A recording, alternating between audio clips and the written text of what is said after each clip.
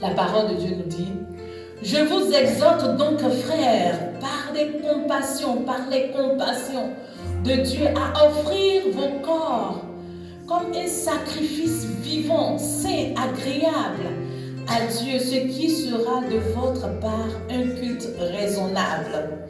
Je reprends la lecture. Je vous exhorte donc, frères, par les compassions de Dieu, à offrir vos corps comme un sacrifice vivant, saint, agréable à Dieu, ce qui sera de votre part un culte raisonnable. Alléluia.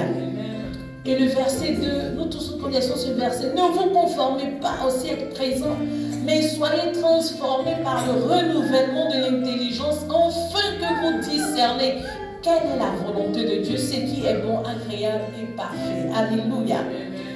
Mais nous allons parler sur le verset 1 seulement.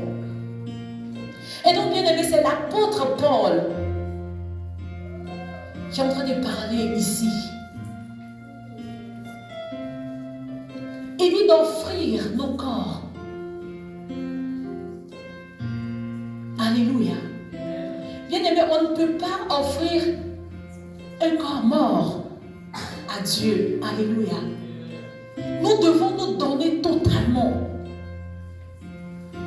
Le jour que nous avons pris cette décision de suivre Jésus, bien aimé, quelque chose s'est passé le jour-là.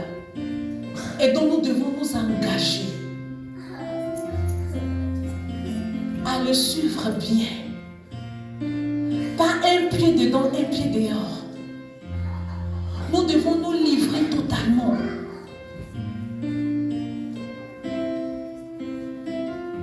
Enfin, que nos corps soient comme des sacrifices vivants.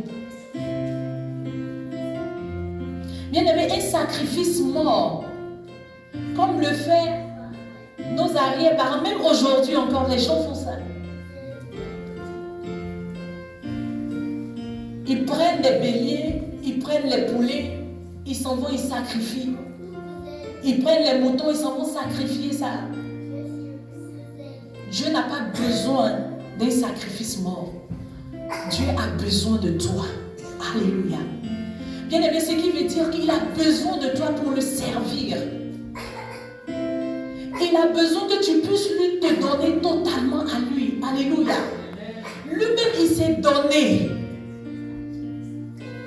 Il s'est donné afin que toi, aujourd'hui, tu sois sauvé. Qu'est-ce que toi, tu as à lui donner? Les chrétiens matures doivent comprendre que donner, lorsque Jésus s'est donné, nous aussi nous devons nous donner. C'est donnant. Alléluia. Papa, ça sera très simple, facile pour vous.